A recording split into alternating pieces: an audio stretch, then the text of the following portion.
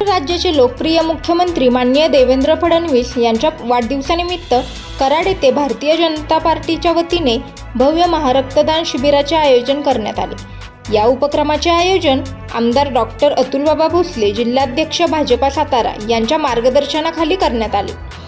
हे शिबिर यशवंतराव चव्हाण बहुउद्देशीय सभागृह, मार्केट यार्ड, कराड येथे पार पडले।